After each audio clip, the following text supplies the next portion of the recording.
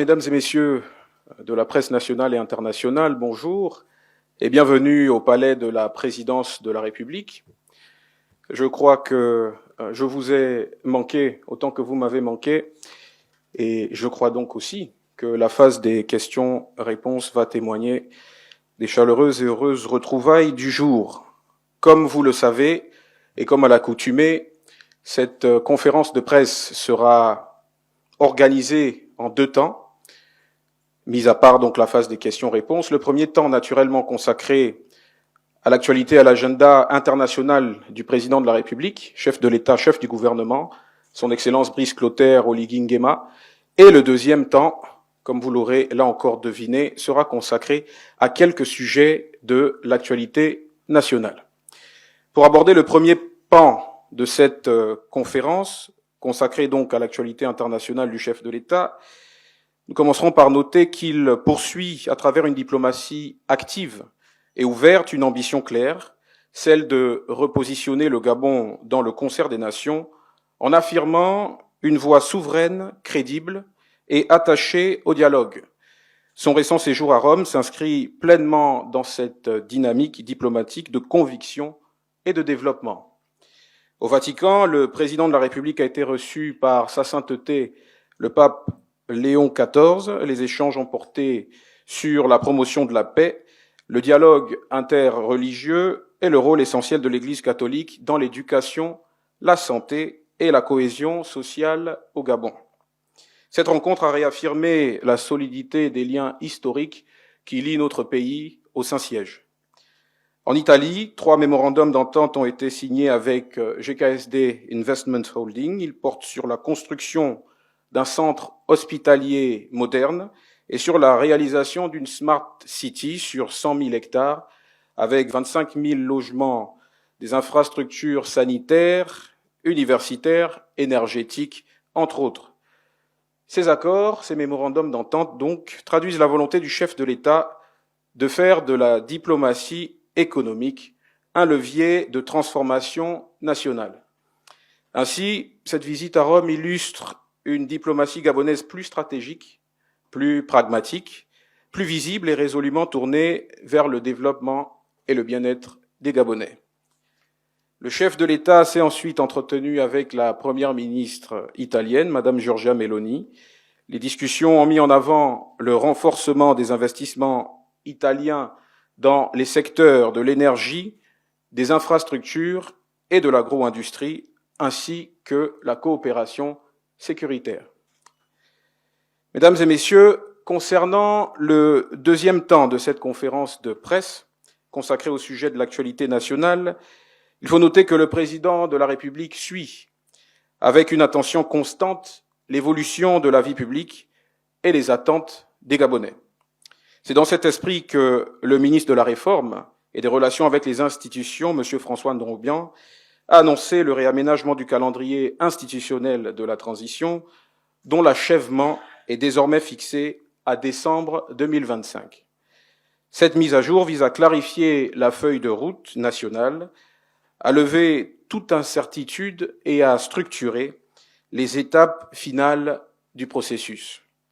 Le nouveau chronogramme électoral précise ainsi les principales échéances du mois de novembre et du mois de décembre, marquant la mise en place progressive des institutions prévues par la nouvelle loi fondamentale et par le code électoral. Ce réaménagement fondé sur un impératif de responsabilité et de fidélité à l'état de droit traduit la volonté du chef de l'État de conduire la transition à son terme dans la clarté, la discipline et la cohérence, afin qu'elle consacre un processus abouti et porteur de transformation durable pour notre beau pays. Concernant les violences en milieu scolaire, le président de la République a exprimé sa profonde préoccupation face à la recrudescence de comportements contraires aux valeurs de respect, de discipline et de solidarité. Il appelle à une réponse globale, alliant fermeté et prévention, à travers le renforcement de l'autorité éducative, la mobilisation des parents et des enseignants, afin que la mise en place de dispositifs d'accompagnement pour la jeunesse soit effective. L'objectif est clair, offrir à chaque jeune Gabonais un cadre d'épanouissement fondé sur l'éducation, la culture, le sport et la formation professionnelle. Cette orientation s'inscrit dans la vision présidentielle d'une jeunesse au cœur de la refondation nationale, actrice de paix, de cohésion et de développement. Autre sujet de l'actualité nationale, la question de la fourniture de l'énergie, prise en compte par le pilier numéro 1 du projet de société du président de la République et qui demeure une priorité. Le secteur subit aujourd'hui les effets d'un sous-investissement prolongé sur plusieurs décennies et d'équipements vieillissants. Pour y remédier, le président de la République a engagé une série de réformes structurelles portant sur la modernisation des infrastructures, l'amélioration de la gouvernance et la séparation prochaine, comme vous le savez, de la SEG en 2 entités distinctes, une faisant dans l'eau et l'autre faisant dans l'électricité. Dans le Grand Libreville, les récentes perturbations observées sont liées à la phase de transition énergétique en cours, marquée par le remplacement des anciennes centrales au fioul par une nouvelle unité de 150 MW au gaz fournie par Corporation. Depuis le 26 octobre dernier, la situation s'est progressivement stabilisée grâce à la mobilisation des équipes du ministère, de l'accès universel à l'eau et à l'énergie, de la SEG et de Corporation. Quelques délestages ponctuels peuvent encore survenir en raison d'interventions de maintenance sur des infrastructures anciennes. Pour renforcer la stabilité du réseau, plusieurs mesures ont été prises, parmi lesquelles l'ajout temporaire d'une centrale flottante de 40 MW, l'augmentation du volume de gaz fourni par Perenco et l'harmonisation technique du réseau. Ces efforts traduisent la volonté du président de bâtir un Gabon souverain sur le plan énergétique, garantissant à chaque citoyen un accès continu, fiable et durable à l'électricité. Sur le plan économique, le décaissement de 28,3 milliards de francs CFA pour honorer la dette du Gabon auprès des institutions multilatérales constitue un signal fort de redressement et de crédibilité financière. Cette démarche traduit la volonté du chef de l'État de restaurer la confiance avec nos partenaires internationaux et de démontrer la fiabilité du Gabon dans la gestion de ses engagements. Elle s'inscrit dans une stratégie de redressement macroéconomique fondée sur l'assainissement des finances publiques, la stabilisation de la dette et la relance des investissements productifs. Dans le même esprit, la récente rencontre entre le président de la République et le chef du département Afrique du Fonds monétaire international FMI a permis de mettre en lumière les progrès accomplis en matière de maîtrise des dépenses et d'optimisation des recettes. Le chef de l'État a réaffirmé sa volonté d'une gestion rigoureuse, transparente et responsable des deniers publics, tandis que le FMI a salué les avancées réalisées et confirmé son accompagnement dans la dynamique de redressement et de stabilité du pays. Cette coopération veillera toutefois à préserver, et le président de la République tient à rassurer ses compatriotes sur ce point, à préserver donc les volets sociaux de la politique nationale, notamment les programmes en faveur des populations et particulièrement de la jeunesse. Enfin, s'agissant des récentes tentatives de déstabilisation menées par Madame Sylvie Aimée Valentin, épouse Bongo, et de son fils Monsieur Noureddine Bongo Valentin, la présidence de la République observe la situation avec sérénité et avec froideur. Elle note qu'un schéma apparaît clairement aujourd'hui, celui qui consiste à mener des attaques alignées sur les déplacements du chef de l'État à l'international, contre l'image du Gabon et de ses institutions. Tout indique qu'il s'agit ni plus ni moins d'une campagne d'influence et non de l'expression d'une volonté de voir triompher la justice. L'État demeure concentré sur sa mission première, celle de servir le peuple gabonais. Le procès s'ouvrira le 10 novembre prochain et la justice sera rendue au nom du peuple gabonais. Ainsi, le nombre d'initiatives malheureuses comme celle qui nous est donnée de voir sur les réseaux sociaux, aussi important soit-il, ne saurait empêcher que la justice, là encore, soit rendue au nom du peuple gabonais au terme du procès qui s'ouvre le 10 novembre. Mesdames et messieurs, à travers une diplomatie active, des réformes économiques ambitieuses et une action résolue en faveur de la stabilité nationale, le président de la République incarne un leadership fondé sur la clarté, le courage et la responsabilité. Son objectif demeure constant, bâtir un Gabon fort, souverain et prospère, où le développement s'allie à la justice et où chaque citoyen trouve sa place dans le projet national. Je vous remercie pour votre aimable attention et me tiens tout naturellement à votre disposition pour répondre à vos questions qui, je l'imagine, seront nombreuses. Monsieur le porte-parole de la présidence de la République, le chef de l'État, à travers sa diplomatie active, a signé un mémorandum actant ou promettant plusieurs investissements dans le pays, sauf que le principal pôle industriel, la ZES de Nkok, est encore d'accès un peu difficile. À quand la réhabilitation du tronçon PK12 Ntoum? Ma deuxième question, elle est également d'ordre économique. Une récente décision a été prise en Conseil des ministres relativement à la nationalisation des petits commerces de proximité. À quand leur mise en œuvre? Et puis, troisième question, dans l'affaire qui a retenu l'attention de l'opinion sur l'affaire Warren, une juge a été mise à pied pour manquement à la déontologie de la justice. Pour ce qui est des attaques d'influence dans l'affaire Nourdine Bongo et sa famille, est-ce que le Conseil supérieur de la magistrature s'est saisi de cette question? Et si oui, quelles sont les explications des juges? Je vais vous demander de repréciser votre dernière question. Je ne vois pas très bien le lien que vous faites entre l'affaire Warren et l'affaire des Bongo-Valentin. Une juge a été mise à pied pour manquement à la déontologie de la justice. Est-ce le cas pour les juges qui apparaissent dans la vidéo qui fait polémique? Très bien. Je crois qu'on va adopter cette méthode, sauf si M. Abourner a d'autres questions. Une dernière question relative simplement à l'actualité internationale. Quels sont les liens, qu'en est-il des liens entre le Gabon et la Côte d'Ivoire et la Tanzanie, où des chefs d'État viennent d'être reconduits? Merci. Alors, je vais peut-être commencer par la fin. Vous me posez la question de savoir quelles sont les relations avec les différents pays que vous énumérez, qui ont vécu des élections présidentielles au terme desquelles, en tout cas pour l'essentiel, les chefs d'État sortants ont été de nouveau portés à la magistrature suprême. Eh bien, je pense que ce qui témoigne le mieux des relations que nous avons avec ces pays-là sont les communications officielles qui ont été faites par le chef de l'État pour saluer et féliciter ses homologues pour leurs élections.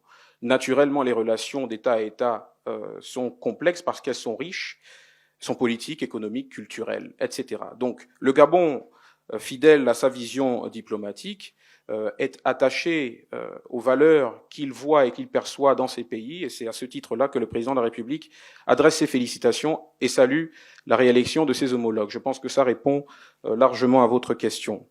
Sur la question de la juge à laquelle vous faites référence, il s'agit là du Haut Conseil de la magistrature, il s'agit de l'administration de la justice, et en la matière, nous ne sommes pas qualifiés pour venir nous prononcer sur la chose.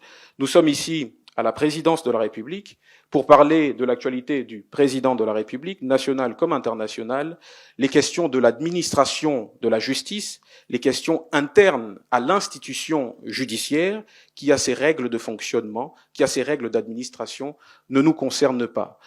Vous êtes journaliste, je crois qu'en la matière, vous êtes largement équipé pour aller chercher ces informations-là auprès de celles et ceux que cela concerne au premier chef.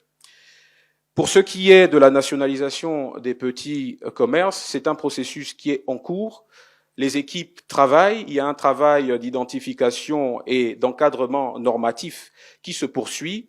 Il y a un travail réglementaire qui se poursuit autour de cette question pour éviter, entre autres choses, les éventuels dérapages et les éventuelles mauvaises interprétations de cette mesure. On a vu ce que ça a pu donner sur les réseaux sociaux à un moment donné, je dirais même au moment même de l'annonce de ces mesures, pour éviter tout amalgame, pour éviter toute mauvaise interprétation. Et il y a un travail d'encadrement réglementaire, d'encadrement normatif qui se poursuit et le moment venu, bien entendu, vous serez les premiers informés par rapport à ce qu'il en est réellement. Au sujet de la zone économique spéciale de Nkok, cette zone a une contribution significative à la politique industrielle de notre pays. Il n'est aujourd'hui absolument pas question de la laisser pour compte, de l'oublier, d'oublier la valeur ajoutée qu'elle peut générer pour l'économie gabonaise en termes d'emploi, en termes de création de richesses. Donc il n'est pas question de mésestimer ou de sous-estimer l'apport de la ZES de Nkok. Seulement, le Gabon est dans une dynamique où il multiplie les options pour pouvoir réaliser ses objectifs d'industrialisation beaucoup plus rapidement.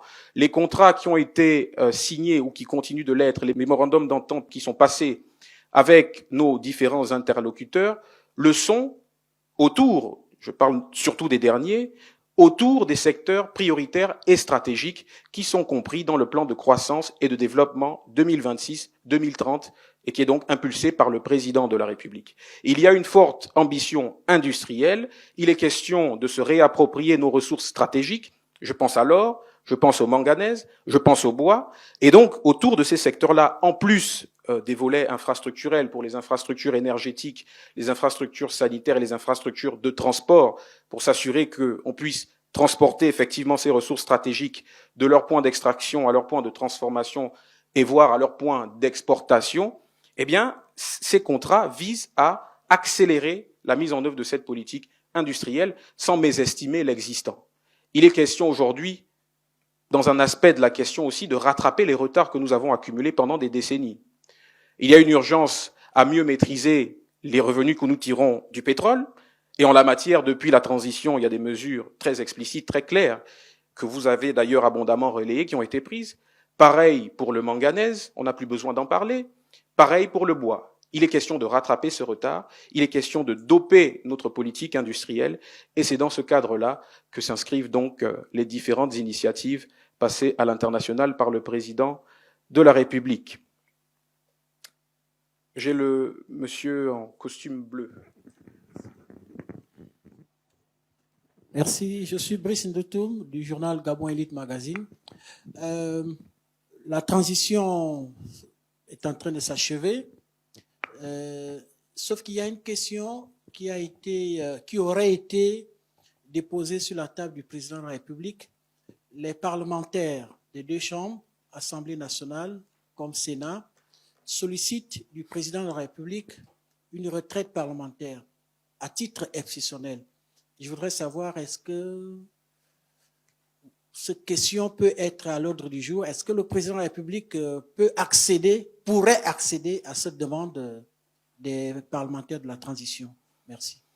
Alors, sur cette question spécifique, vous nous dites que la question a été soumise au président de la République. Très bien. Le président de la République prendra le temps et le soin de décider. Et quand il aura décidé, vous serez les premiers à en être informés. En revanche, sur la fin de la transition, c'est peut-être le lieu de saluer le travail effectué par ces parlementaires de la transition qui ont incarné des institutions constitutionnelles pendant cette période historique et sans précédent dans notre pays. Le président de la République décidera des mesures d'accompagnement qui doivent donc encadrer leur fin de magistère. Encore sur la transition, c'est le lieu de noter que, après le réaménagement du calendrier prévu à cet effet, le président de la République tient à la responsabilité, à marquer sa responsabilité. Face au peuple gabonais, il tient à ce que ce processus de transition se termine bien, comme il a été engagé, c'est-à-dire sur des bases claires, sur des bases inclusives et consultatives, puisque le principal cadre qui a encadrer, permettez-moi la tautologie, le fonctionnement de nos institutions pendant cette période l'a été, et je parle de la loi fondamentale, a été adopté donc après consultation des Gabonais au mois de septembre 2024. Et donc la transition se termine, comme cela avait été annoncé. C'est le lieu de saluer ces compatriotes qui ont su maintenir le bon fonctionnement des institutions républicaines que sont donc l'Assemblée nationale et le Sénat, pour ne parler que de celle-là. Monsieur à la cravate bleue. Merci. Je suis Monsieur Abel Eyégué du journal L'Union. Le 10 novembre prochain s'ouvre le procès Sylvia Bongo et son fils Noureddine à Libreville. Mais les avocats de ces derniers ont dénoncé un simulacre de procès auquel ils ne prendront pas part. Déjà, peut-être vous demander votre avis sur ces déclarations et est-ce que vous pensez qu'un tel procès sans les accusés et sans leurs représentants peut-il être crédible? Merci. Très bien, merci pour votre question. Alors vous savez, les avocats de Madame Bongo et de son fils, Monsieur Bongo Valentin, peuvent dire ce qu'ils veulent. Au-delà de ce qu'ils disent, il y a des faits. Le procès va s'ouvrir. Il y a des procédures judiciaires qui encadrent ce genre de contexte et ce genre de situation. Le procureur général de la République près la cour d'appel de Libreville, le docteur Eddy Midan, s'est largement prononcé d'ailleurs sur cette question que vous mentionnez à l'occasion de sa dernière conférence de presse. Ces derniers seront jugés par contumace et au sujet des avocats, pour insister là-dessus, il a d'ailleurs indiqué qu'ils ne se sont pas constitués. Nous ne sommes pas ici en France, on est au Gabon. Et c'est la justice gabonaise, ce sont les règles du code pénal gabonais et du code de procédure pénale gabonais qui vont s'appliquer à ces citoyens gabonais qui ont à répondre d'un certain nombre de faits devant la justice, qui décidera. Ça me donne l'occasion de revenir peut-être sur la séquence que nous vivons. On nous a dit il y a quelque temps dans une interview que monsieur, et d'ailleurs c'est lui-même qui le disait, Bongo Valentin, donc Noureddine, ne s'était jamais senti au Gabon, chez lui, culturellement. Alors maintenant qu'il a été libéré de ce pays dans lequel il ne s'est jamais senti chez lui, il a beaucoup de temps pour nous faire étalage de ses talents de producteur, réalisateur de séries à sensation. Mais qu'on se le tienne pour dit, quel que soit le nombre de vidéos, je dis bien quel que soit le nombre de vidéos, le procès s'ouvrira le 10 novembre. Et la justice sera rendue par les magistrats gabonais qui ont eu à connaître de cette affaire et qui vont délibérer librement. Et je le redis, la présidence de la République observe avec sérénité et avec froideur. La froideur qui caractérise le fonctionnement de l'État. La même froideur et la même sérénité qui, nous l'espérons, comme tous les autres Gabonais, encadrera le travail des magistrats.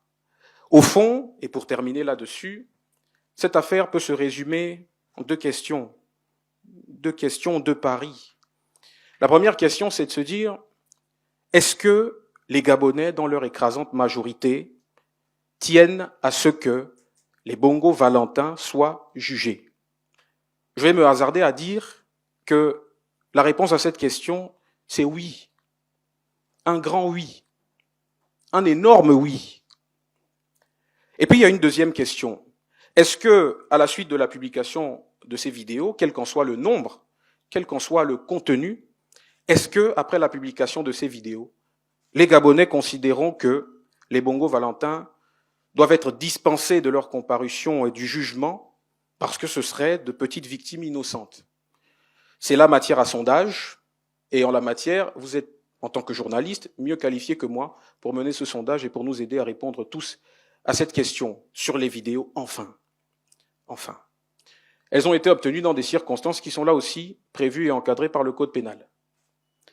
Je souhaite que les personnes qui ont été filmées sans leur consentement, peut-être est-ce le lieu de les inviter aussi à porter plainte. Comme ça, on ajoute des infractions à d'autres infractions présumées. Voilà. Monsieur le porte-parole, j'aimerais savoir, est-ce que les déplacements du président de la République sont-elles importantes actuellement? Parce que le pays se plaint beaucoup. Il n'y a pas longtemps, nous avons crié à la faute aux dernières élections législatives et la montée de la violence scolaire. Est-ce qu'un simple poste du président peut atténuer la situation? Alors, votre question est simple et elle mérite une réponse simple. Lorsqu'on a en charge un pays, et lorsqu'on sait que ce pays n'évolue pas en vase clos, lorsqu'on hérite d'un pays qui a de nombreuses relations historiques, diplomatiques, économiques, politiques, avec toute une foule de pays répartis à travers le monde, eh bien, oui, les déplacements du président de la République sont importants à l'international.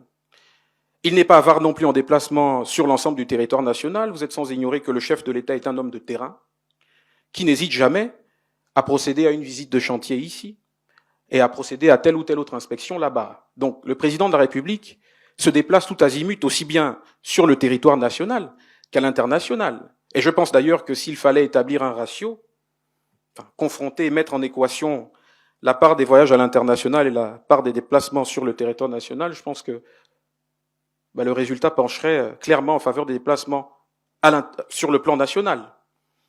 Mais le Gabon a des partenaires avec qui il faut maintenir le dialogue autour des priorités économiques, autour des priorités qui sont, comme je le disais, contenues dans le plan de croissance et de développement.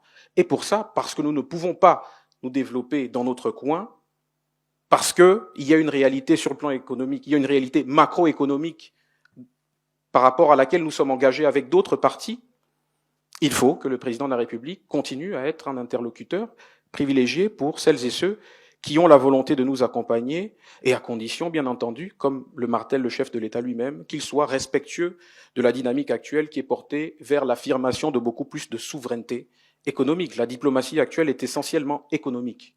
Le président de la République continuera de ne ménager aucun effort sur ce terrain-là pour que les solutions que l'on doit apporter aux problèmes des Gabonais soient apportées le plus rapidement possible.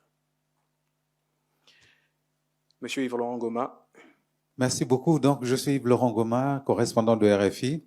Dans votre propos liminaire, vous avez dit que les vidéos de Noureddine sont une tentative de déstabilisation. Si vous pouvez être un peu plus clair sur ce que vous voulez entendre par tentative de déstabilisation. Vous avez dit que vous les observez avec beaucoup de froideur. Mais nous avons entendu dans l'une des vidéos les gens de la justice s'adressaient au nom du chef de l'État. Est-ce que, si c'est vrai, cette vidéo a existé telle qu'elle a été tournée telle qu'elle a été diffusée, est-ce que ça ne pose pas réellement un problème d'indépendance de la justice? Ma deuxième question est la suivante. Les avocats donc de la famille Bongo ont dit qu'ils ne se présenteront pas au procès qui s'ouvre le 10. Nous savons aussi que la famille Bongo a une procédure en France. Est-ce que si leurs avocats ne se présentent pas au procès que vous allez organiser, qui sera organisé à Libreville, le Gabon aussi, par réciprocité, ne se présenterait pas à la procédure engagée en France par la famille Bongo? Merci. Alors d'abord, vous parlez des vidéos, je vous disais et je le redis, avec sérénité et avec froideur. Tentative de déstabilisation parce que, alors qu'on a des faits jusque-là présumés qui sont quand même d'une gravité certaine, alors qu'on a de tels faits qui sont portés devant la justice, eh bien, ces derniers ont pris le soin de snober et continuent de snober la justice gabonaise. On snobe la justice gabonaise. Et on préfère se déployer sur le terrain de la communication d'influence. L'interview à laquelle je faisais allusion, vous pensez qu'elle était destinée au peuple gabonais? Vous pensez que la forme de cette interview, le contenu de cette interview, était destiné aux Gabonais? J'ai une petite idée sur la question, je pense que non. On est dans une campagne d'influence et qui vise une tentative de déstabilisation mais qui ne prospérera pas. Ensuite, vous parlez du contenu des vidéos qui, soit dit en passant, restent à être authentifiées. À l'observation, il s'agit d'un merveilleux séquençage. Parce qu'on sait qu'on filme, on sait ce qu'on dit. Suivez mon regard. Vous dites que des magistrats se prononcent. Vous avez énuméré quelque peu les personnes qui apparaissent dans cette vidéo. Ce qui est bien, c'est que je n'ai à aucun moment entendu le nom du président de la République dans votre énumération. Il faut aussi dire et préciser qu'il n'y a pas que l'autorité judiciaire qui est présenté dans cette vidéo. Et il y a l'agence judiciaire de l'État.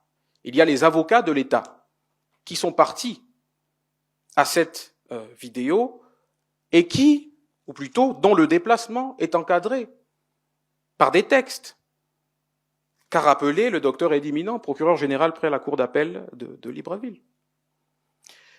La même procédure qui s'appliquerait à un membre du gouvernement ou à une autre personnalité mise en cause dans le cas d'une affaire aussi grave. Donc ce déplacement a été encadré. Le Gabon, en la matière, n'a pas inventé la machine à courber les bananes. Ils se sont déplacés dans le cadre d'une procédure encadrée et prévue par nos textes, qui s'applique, qui plus est, parce qu'il est mis en cause, même s'il n'est pas poursuivi dans cette affaire, comme l'a rappelé le procureur général, parce qu'il est mis en cause, qui s'applique à l'ancien chef de l'État qui, rappelons-le, au terme de la nouvelle loi fondamentale, est membre de droit de la Cour constitutionnelle. Donc, ce déplacement était encadré. L'exploitation du contenu, c'est l'affaire des Bongo Valentin.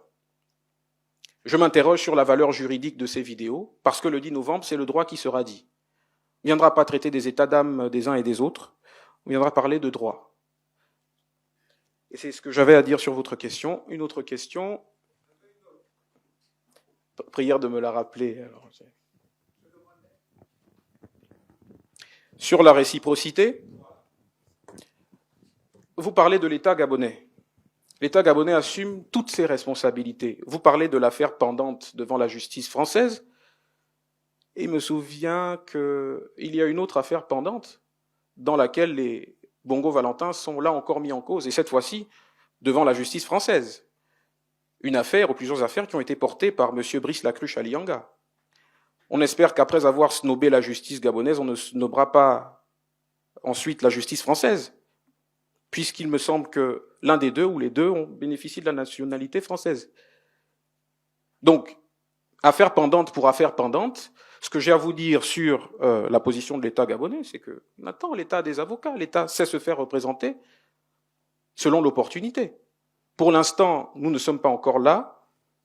Le procès s'ouvre le 10 novembre. On ne manquera pas d'insister là-dessus. La justice sera rendue. Et puis, les développements de cette affaire feront l'objet de réactions ponctuelles le moment venu. Bonjour, monsieur le porte-parole. Bonjour à tous. Je suis Ferdinand Demba, directeur de publication du média Inside News 241. Le projet de loi de finances 2026 intègre un ensemble de taxes, parce que dans les réformes initiées par le gouvernement, il y a effectivement l'impôt. Et le citoyen gabonais se rend compte que à partir de 2026, il faudra qu'en plus de la contribution sur les ordures ménagères qu'il paye déjà lorsqu'il va acheter ses unités, donc pour son électricité, il faudra rajouter à cela une autre taxe, je crois 9% qu'il faudra payer. Et il y a une autre taxe sur la communication, forfait Internet, appel. Il y a la contribution foncière unique, un ensemble en fait de taxes qui vont finalement être ponctionnées dans finalement la dépense du citoyen. Donc le panier de la ménagère va devoir prendre un coup. La question que les Gabonais se posent actuellement, c'est de savoir, est-ce que ce sont eux qui doivent justement payer quelque part pour ces réformes-là, alors que dans le même temps, leur salaire n'augmente pas. Ils ont les mêmes salaires depuis des années, ça n'a pas changé. Je crois que, d'ailleurs, la question a été posée par l'un de mes confrères concernant l'augmentation, enfin la retraite des parlementaires, mais il y a aussi l'augmentation finalement du salaire des députés, qui, sauf si je me trompe, va peut-être être augmenté à 2 millions de francs CFA, mais le salaire du fonctionnaire, de manière générale, donc du Gabonais lambda, n'a pas changé. Comment est-ce que le gouvernement peut expliquer qu'on puisse encore demander aux citoyens gabonais de devoir dépenser pour ces réformes? Alors, vous parlez de la loi de finances, du projet de loi de finances qui a été adopté le 28 octobre dernier. C'est un projet de loi de finances historique, ambitieux, historique même parce qu'il est ambitieux. On a quand même une hausse par rapport à la précédente loi de finances de l'ordre de 76%, il me semble. Et la logique de ce projet de loi de finances, elle est binaire. D'une part, il y a tout ce qui est endettement, il y a l'investissement et il y a un volet qui est consacré à l'élargissement, comme vous le dites, de la base imposable, de l'assiette fiscale, avec des taux qui sont variables. Alors vous parlez du taux de 9%, précisons que c'est 9% sur la consommation électrique, sur les factures d'électricité, mais il faut aller jusqu'au bout. Il faut indiquer à quoi servent ces 9%. Ces 9% sont destinés à financer l'aménagement urbain et la salubrité des collectivités locales. Il n'aura échappé à personne que l'État et le président de la République s'est fortement engagé pour que la loi sur la décentralisation soit enfin mise en œuvre. Parce que il est inconcevable que nous continuions d'entretenir deux catégories de Gabonais, ceux qui vivent dans les zones urbaines et puis ceux qui vivent dans l'arrière-pays. Il y a cette ambition, et bien cette ambition, il faut la financer. Il faut la financer et la taxe de 9% sur la consommation électrique participe de cette volonté de financer. Et au-delà, de manière plus générale, il y a une philosophie que nous devons intégrer. Lorsqu'on a voté massivement pour Brice Clotaire Oligui Nguema le 12 avril dernier, on a fait le choix du travail. On a fait le choix de l'engagement. On a fait le choix du patriotisme. Et donc, cette contribution de 9% sur les tickets électriques, vise aussi à permettre à tout le monde, à nous tous, de contribuer à cet effort de mise en œuvre de la décentralisation qui est essentiel et qui va définir le nouveau cadre de développement de l'arrière-pays. Alors, on prend là une donnée, il y a d'autres données disponibles.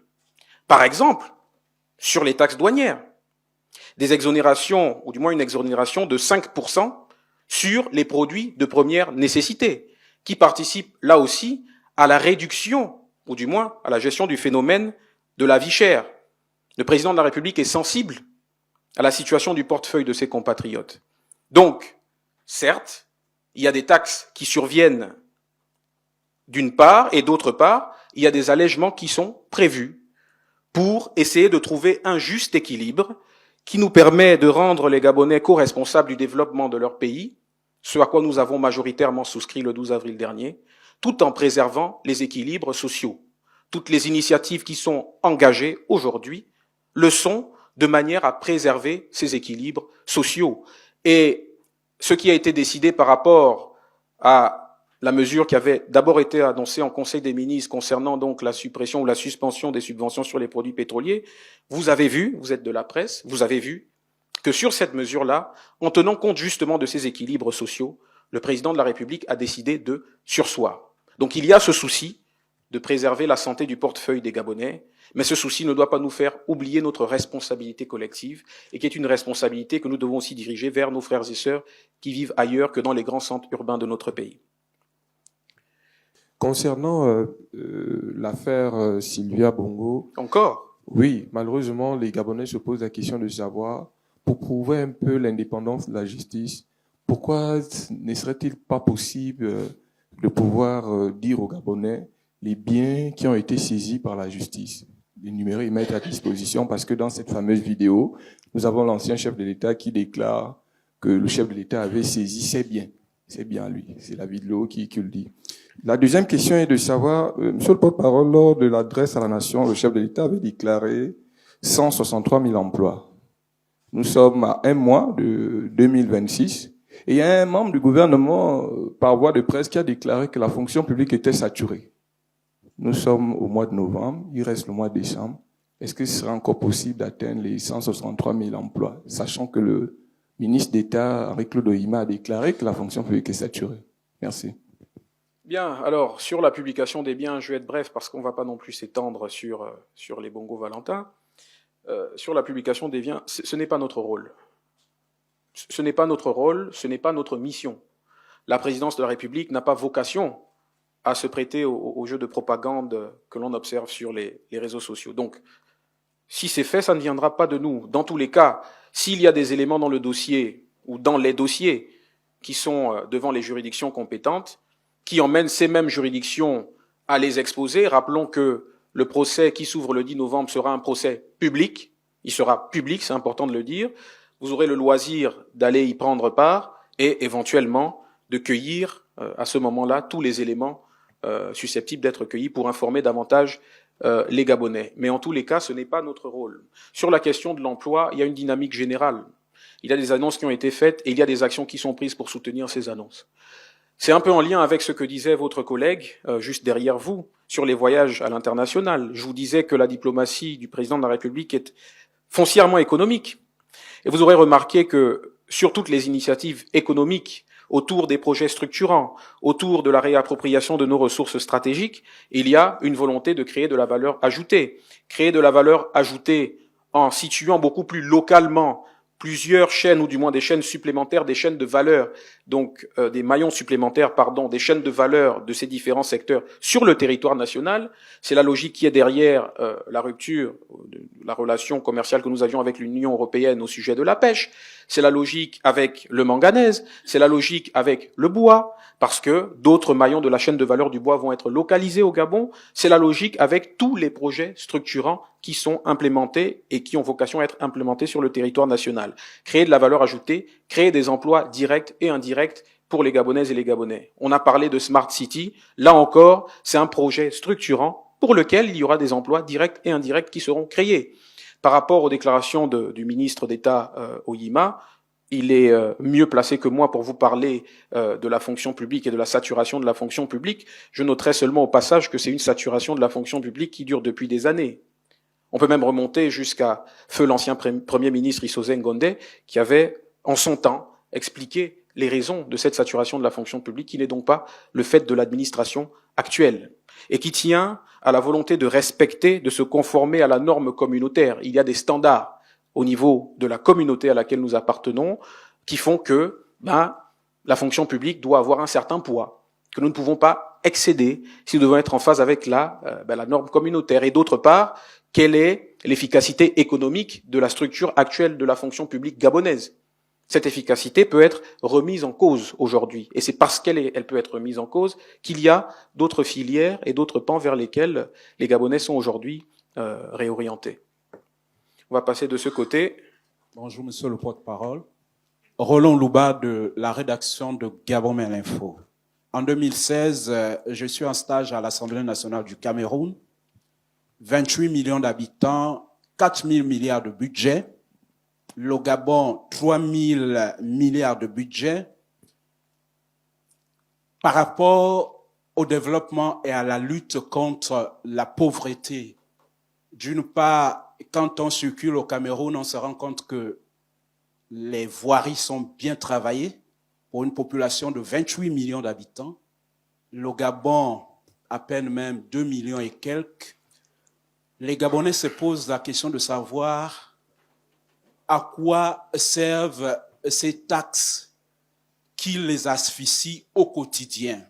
Parce que quand on circule dans les rues de Libreville, on se rend compte, c'est vrai que d'une part, il y a des efforts qui restent à être félicités, mais d'autre part, on se pose la question de savoir à quoi ça rime que l'on nous asphyxie avec les taxes quand ça ne change pas le quotidien de notre existence. Ça, c'est d'une part. D'autre part, on parle de la lutte contre la pauvreté.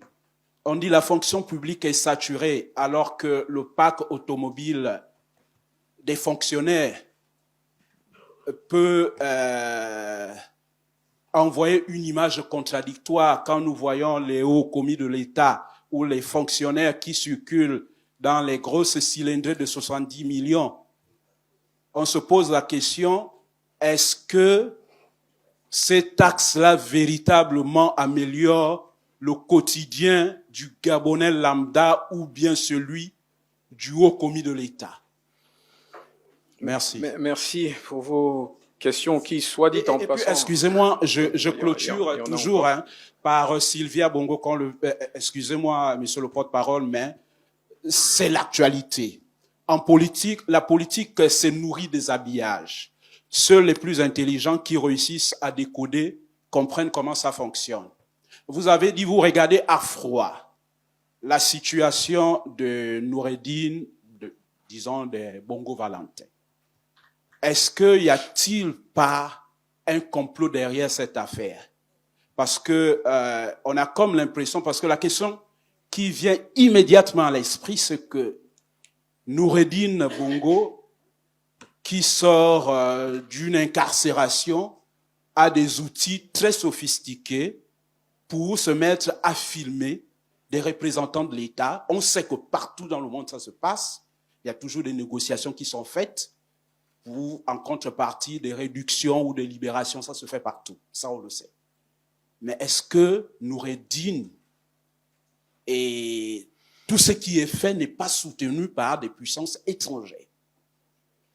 Bon, vous vous avancez un peu. Merci. Je ne m'avancerai pas autant que vous. Merci pour vos questions qui sont, soit dit en passant, assez génériques. Mais je vais commencer par la fin, là encore. Ce n'est pas à nous d'en décider. L'État gabonais continuera d'être l'État gabonais. Et il continuera de fonctionner comme un État qui se respecte. N'allons pas tomber là-dedans. Vous avez raison de vous inquiéter pour votre pays, mais soyez-en sûrs, l'État prend toutes ses dispositions pour se prémunir contre toute forme de complot. L'État prend toutes ses dispositions. Voilà. C'est la seule chose. Pardon, on a beaucoup parlé de cette affaire et je pense que l'essentiel a été dit. C'est le seul commentaire supplémentaire que je ferai sur la question. Complot ou pas, le fonctionnement régulier des institutions de la République gabonaise ne sera pas interrompu par cette affaire. La justice va traiter de la question, et elle va rendre ses conclusions qui vont s'appliquer aux uns et aux autres.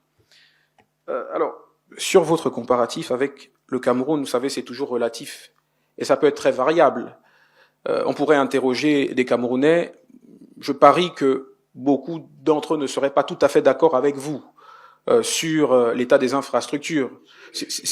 Oui, vous avez vécu 2 ans, c'est pour ça qu'il y a de la contradiction dans tous les pays. On n'a pas le même prisme, on ne regarde pas la réalité économique, sociale des pays à travers le même prisme. C'est pour ça qu'entre les intellectuels, entre les économistes, entre les politiques, il y a des désaccords. Il n'y a pas de parole d'évangile en matière de développement socio-économique, vous conviendrez avec moi. En tout cas, il y a une dynamique que vous avez le loisir de challenger, d'évaluer, parce que je sais que vous en avez les compétences, qui est en œuvre au Gabon et qui s'appuie sur un passif qu'il nous faut régler.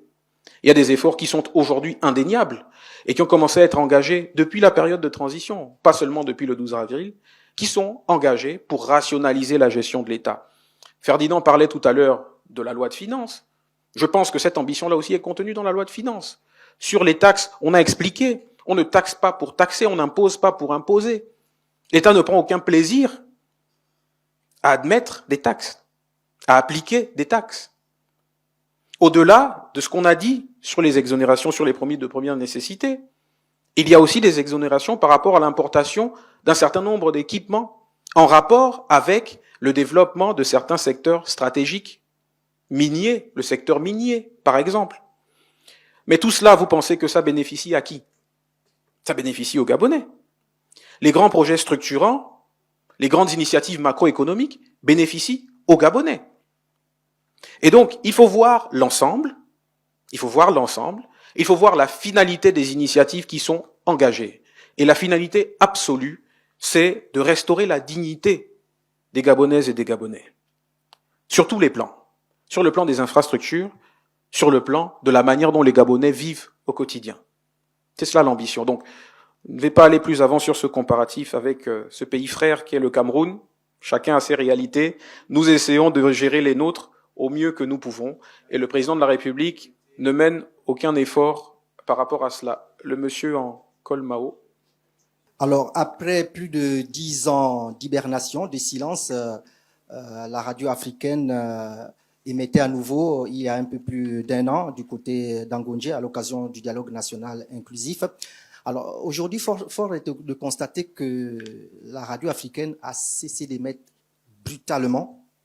Est-ce que la présidence de la République, que vous représentez ici à l'occasion de cette conférence de presse, est informée de la situation? Si oui, pourquoi cette interruption des programmes brutales?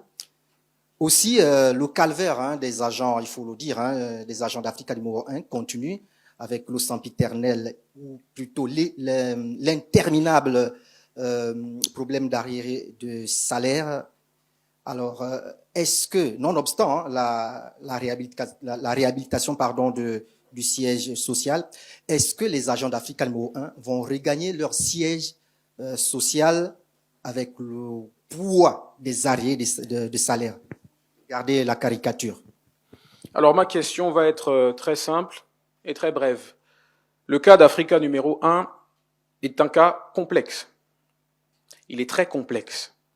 Et une partie de cette complexité tient à ce que Africa numéro 1, qui participe au patrimoine culturel national et africain, eh bien, lorsqu'Africa numéro 1 a été porté sur les fonds baptismaux, il y avait 3 actionnaires. L'actionnaire majoritaire, la Libye. Un actionnaire minoritaire, dont je ne citerai pas le nom ici. Et enfin, un actionnaire privé, dont je ne citerai pas le nom. Et enfin, un actionnaire minoritaire, l'État gabonais. La situation, c'est que aujourd'hui, l'État gabonais, pourtant actionnaire minoritaire, se retrouve à devoir assumer les manquements observés de la part des autres actionnaires. Donc l'État gabonais hérite d'un passif qu'il devait en réalité partager avec l'actionnaire majoritaire et avec l'actionnaire privé. Une partie de la complexité de la situation tient à cela. Nonobstant tout ceci, le président de la République accorde une importance particulière à la restauration d'Africa numéro 1. D'abord, comme je l'ai dit, parce que ça participe au patrimoine culturel national et continental. Et deuxièmement, parce que c'est une façon pour lui de soutenir la libre expression de la presse, de soutenir, in fine, la liberté de presse et la liberté d'expression. Le dossier est complexe. Il me semble que le ministère de tutelle, la situation ne lui a pas échappé. Le moment venu, une fois qu'on aura su démêler toute cette affaire, situer les responsabilités des uns et des autres, eh bien, des réponses concrètes seront apportées. Pour l'heure, une situation cocasse quand même qu'il faut relever, et ce sera le dernier point sur cette question, c'est que vous parlez des employés, on a une situation du point de vue des effectifs qui établit que l'État aujourd'hui se voit confronté à une proposition de plan social évaluée à quelques 24 milliards de francs CFA pour les effectifs que vous savez, Africa numéro 1. Alors que tout ce qu'il a fallu investir pour restaurer, pour remettre le siège sur pied et pour relancer, tout ce qui est prévu pour relancer cette radio, est bien inférieur à ce montant de 24 milliards de francs CFA. Il y aura donc des arbitrages à faire. Il y aura des solutions à trouver. Et il y aura surtout la nécessité de mettre dans ce dossier beaucoup de bonne foi. Parce que, rappelons-le, l'État gabonais est minoritaire dans l'actionnariat d'Africa numéro 1. Des solutions seront apportées et lorsqu'elles seront apportées, elles vous seront communiquées. On va prendre 2 dernières questions. Chris Noé Osamaga, courrier des journalistes.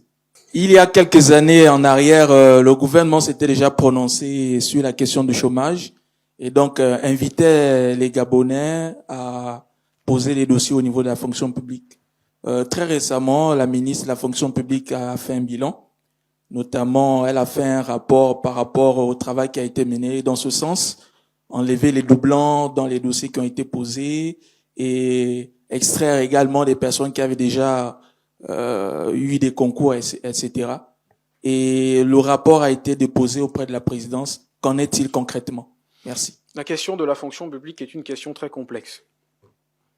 Je vous rappelle, comme je l'ai déjà dit, il y a des équilibres à ménager. Il y a des équilibres à trouver. Nous sommes dans une situation où nous avons des impératifs auxquels nous devons faire face par rapport à la situation de la dette, par rapport aux investissements massifs et prioritaires à faire autour des secteurs stratégiques retenus dans le projet de développement du pays. Et donc, il faut que toute initiative et toute action prise dans ce sens vise à la rationalisation de la fonction publique. Nous avons besoin d'une fonction publique qui est efficace, qui est à la hauteur des enjeux de l'heure. Les enjeux de l'heure, sont à la diversification économique, sont à l'industrialisation autour des secteurs prioritaires. Est-ce que la structure actuelle de la fonction publique, si jamais nous étions menés à la prolonger, à l'entretenir, est-ce qu'elle serait de nature à répondre à ces défis? Je ne pense pas. Les économistes vous donneront beaucoup plus d'éléments, mais je ne pense pas. Et, puisque ce pari-là est douteux, eh bien, le pari de la diversification, de la priorisation des secteurs que nous avons retenus comme porteurs de la nouvelle économie gabonaise, du nouveau visage de l'économie gabonaise, la priorité sera apportée à ce niveau-là. Mais des décisions seront prises, des arbitrages seront faits par rapport à l'équilibre à trouver, par rapport à la fonction publique. Mais dans tous les cas, vous savez, vous êtes de la presse, le temps de la politique, et c'est peut-être tant mieux en fin de compte, n'est pas le temps du journaliste, ça n'est pas le temps des médias. Il y a des décisions qui, parce qu'elles sont complexes, prennent du temps. Laissez à la politique le temps de la politique. Et la politique saura revenir vers vous avec l'économie pour vous donner les éléments nécessaires à l'édification des Gabonais sur les sujets qui importent. Enfin. Bonjour, monsieur le porte-parole. Je suis monsieur Sinclair Kenge du journal La Note d'Afrique. Monsieur le porte-parole, il y a, lors d'un conseil des ministres tenu au mois d'octobre dernier, le chef de l'État et tout son gouvernement, parce qu'il est également chef du gouvernement, avait décidé de la mise sur pied d'une centrale d'achat. Seulement, quelques semaines plus tard, à ce jour, on n'en sait pas grand-chose.